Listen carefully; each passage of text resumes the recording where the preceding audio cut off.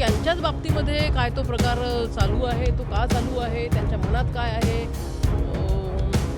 काही लोक म्हणतात त्यांना लोकसभा लढायची, काही लोक म्हणतात की त्यांनी त्यांच्या बायकोला नगराध्यक्ष केलं, मुलाला नगरसेवक केलं, दुसरा एक मुलगा त्यांना जिल्हा परिषदेमध्ये पाठवायचा आहे, एक सून त्यांना जिल्हा परिषदेमध्ये पाठवायची आहे, सासरे व्याही त्यांना त्या ठिकाणी जिल्हा परिषदेमध्ये पाठवायचे आहे, तो मुलगा आता नगरसेवक आहे, त्याला चिखलीतून आमदार करायचं आहे. ठीक आहे, करा.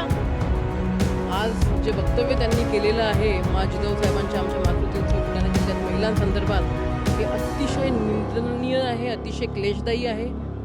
इथे ठोकशाहीची भाषा चालणार नाही, इथं महिलांच्याबद्दल अश्लील वक्तव्य केलेलं चालणार नाही. झालेला प्रकार अतिशय निंदनीय आहे आणि घृणा आणणारा. आपल्यासोबत भाजप आमदार श्वेताताई महाले आहेत. आपण जर पाहिलं, नेहमी स्वतःच्या वक्तव्यांमुळे चर्चेत असणारे शिवसेनेचे आमदार संजय गायकवाड यांनी एक वक्तव्य केलं. ते वक्तव्य म्हणजे त्यांनी त्यांच्या कार्यकर्त्यांमध्ये 35 कोटींचं कमिशन जे ते वाटून टाकलं आणि तेच भाष्य करताना ते आणखीन भरपूर काहीतरी बोलून गेले आणि तो मुख्यतः प्रवेश जर पाहायला गेला तर तो भाजपच्या कार्यकर्त्यांचा प्रवेश होता असं समजून येत आहे. या वक्तव्याकडे कसं पाहता? आपल्याच म्हणजे सहकारी पक्षातले आमदार आहेत आणि अशा पद्धतीचं वक्तव्य करतात.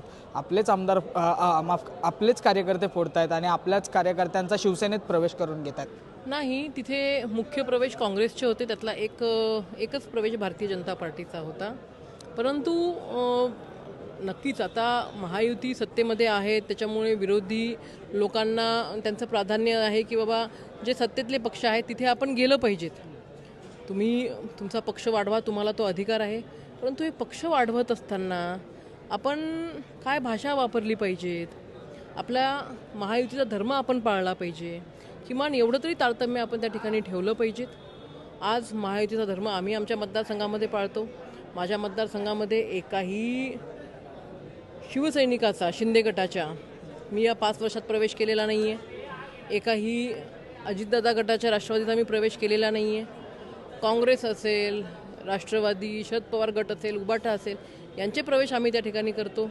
परंतु ते प्रवेश करतानासुद्धा अशी ही जी भाषा आहे दमदाटीची, आखाड्याची, टक्केवारीची आणि महिलांना लज्जा निर्माण होईल अशा पद्धतीचं वक्तव्य त्या ठिकाणी सुसंस्कृत आणि जिजाऊ साहेबांच्या मातृतीर्थ बुलढाणा जिल्ह्याला हे अजिबातच त्या ठिकाणी अपेक्षित नाही आहे.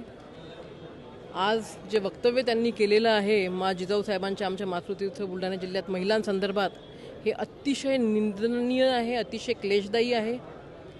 खरं तर एक आमदाराकडनं अपेक्षित असतं मतदारसंघात बाबा आपल्या आमदारांकडनं कुठेतरी विकासात्मक कामं त्या ठिकाणी झाले पाहिजेत, विकासाच्या माध्यमातून आपलं मतदारसंघ हा नंदनवन झाला पाहिजे. परंतु तसं न करता तुम्ही दमदाटीची भाषा करता, तुम्ही ठोकशाहीची भाषा करता, तुम्ही दुसऱ्यांना म्हणताय तुम्ही घरात बसणारे, आम्ही आखाड्यातले आहेत. अरे बाबा, आम्ही डॉक्टर बाबासाहेब आंबेडकरांच्या संविधानाला मानणारे आहोत.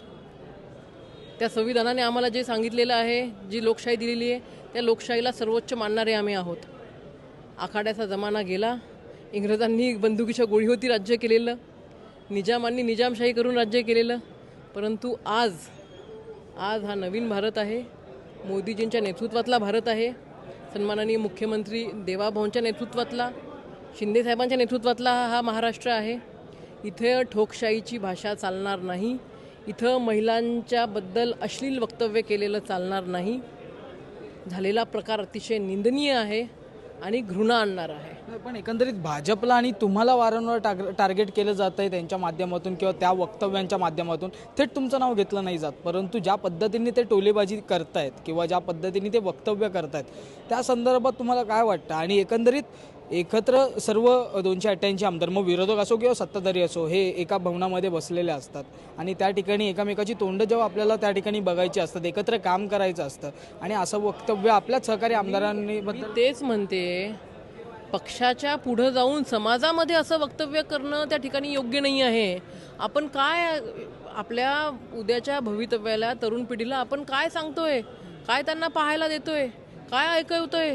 शिवीगाळ, आखाडीची भाषा, ठोकशाहीची भाषा, दादागिरीची भाषा. आपण आज एक लोकप्रतिनिधी आहोत. एक लोकप्रतिनिधींकडनं सर्वसामान्य जनतेच्या अपेक्षा आहेत की माझ्या लोकप्रतिनिधीने माझ्या गावाचा विकास केला पाहिजेत, शेतरस्ते केले पाहिजेत, त्या ठिकाणी मोठे मोठे प्रकल्प आणले पाहिजेत, शाळा चांगल्या केल्या पाहिजेत, आरोग्याच्या सुविधा त्या ठिकाणी पुरवल्या पाहिजेत, ना की येऊन जाऊन ठोकशाहीचीच भाषा केली पाहिजेत. विकासावरती बोला, खांद्याला खांदा लावून काम करा, महायुतीचा धर्म त्या ठिकाणी पाळा. तुम्हाला तुमचा पक्ष मोठा करायचा आहे तर काँग्रेस आहे, तुमच्या मतदारसंघामध्येच काँग्रेसचे प्रदेशाचे अध्यक्ष आहेत, तिथं काँग्रेस आहे, तिथं उबाठा आहे.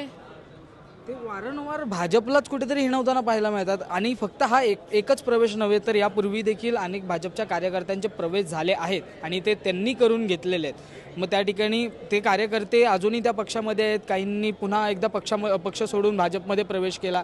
एकंदरीत शिंदेंच्या शिवसेनेमधून अशा पद्धतीचं असहकार्य भाजपला हे का कारण काय? शिंदे साहेबांनीच खरं तर याच्यामध्ये लक्ष घालून त्या ठिकाणी त्यांना समज दिली पाहिजेत.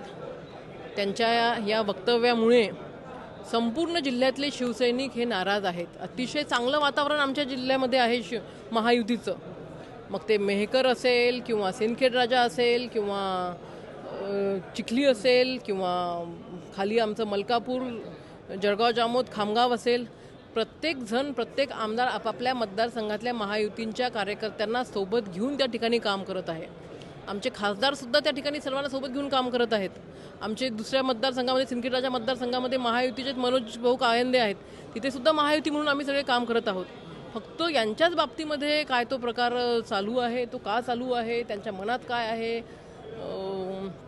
काही लोक म्हणतात त्यांना लोकसभा लढायची, काही लोक म्हणतात की त्यांनी त्यांच्या बायकोला नगराध्यक्ष केलं, मुलाला नगरसेवक केलं, दुसरा एक मुलगा त्यांना जिल्हा परिषदेमध्ये पाठवायचा आहे, सून त्यांना जिल्हा परिषदेमध्ये पाठवायची आहे, सासरे त्या व्याही त्यांना त्या ठिकाणी जिल्हा परिषदेमध्ये पाठवायचे आहे, जो मुलगा आता नगरसेवक आहे त्याला चिखलीतून आमदार करायचं आहे. ठीक आहे, करा, आम्ही नाही म्हणत नाही.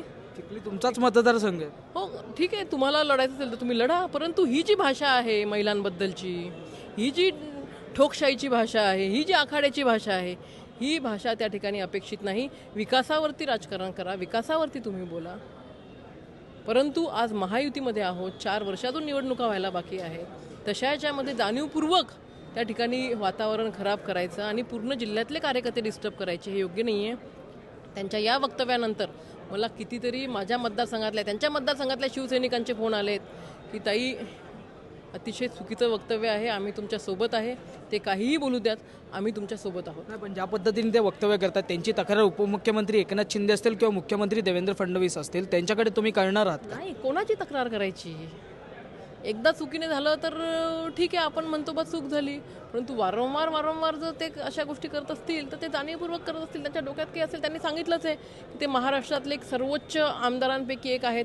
मग त्या त्यांच्या डोक्यातनं सर्वोच्च कल्पना येत असतील, त्यांना महाराष्ट्राचा नेता व्हायचा आहे किंवा अजून काय व्हायचं असेल, त्याच्यातून ते करत असतील. काय असेल त्यांना? नाही, माझं काहीच आव्हान नाही बाबा. मी माझ्या मतदारसंघातल्या सर्वसामान्य जनतेला विकासाच्या माध्यमातून कसं जोडता येईल, मतदारसंघ कसा सुजलाम सुफलाम करता येईल, याच्यावरतीच माझा भर आहे. आणि महायुतीचे माझ्या मतदारसंघातले जे कार्यकर्ते आहेत त्यांना सोबत घेऊन कसं काम करता येईल याच्यावरतीच माझा भर आहे. धन्यवाद आमची संवाद साधल्याबद्दल. आपल्यासोबत आमदार श्वेताताई महाले होत्या. एकंदरीत आपण जर पाहिलं संजय गायकवाड यांच्या माध्यमातून जे वक्तव्य करण्यात आलं आणि ते वक्तव्य फारसं चर्चेत ठरलेलं आपल्याला पाहायला मिळते आणि अनेक आक्षेपार्ह वक्तव्य महिलांबाबत त्यांनी केले असा आरोप आपण जर पाहिलं थेट श्वेताताई महाले यांच्या माध्यमातून करण्यात आलेला आहे. त्याचबरोबर वारंवार भाजपच्या कार्यकर्त्यांचा शिवसेनेमध्ये प्रवेश करणं, त्याचनंतर हा युती धर्म जो आहे तो युती धर्म न पाळणं, या संदर्भात त्यांच्या अनेक तक्रारी आहेत. परंतु आता यावरती नेमके महाराष्ट्र राज्याचे उपमुख्यमंत्री एकनाथ शिंदे असतील किंवा मुख्यमंत्री देवेंद्र फडणवीस असतील नेमकी काय कारवाई करतायत, संजय गायकवाड यांची पुन्हा एकदा समज काढतायत का, यांना पुन्हा एकदा समजून सांगून संपूर्णतः तो महायुती धर्म जो आहे तो टिकवण्याचा प्रयत्न होणार आहे का, की हा वाद अजूनच चिघळत जाणार आहे, अजूनच वाढत जाणार आहे, हे पाहणं फार महत्त्वाचं असणार आहे. मुंबईहून मी आदित्य जाधव, कॅमेरामॅन आदित्य कासारेसह तुम्ही पाहतात लोकमत.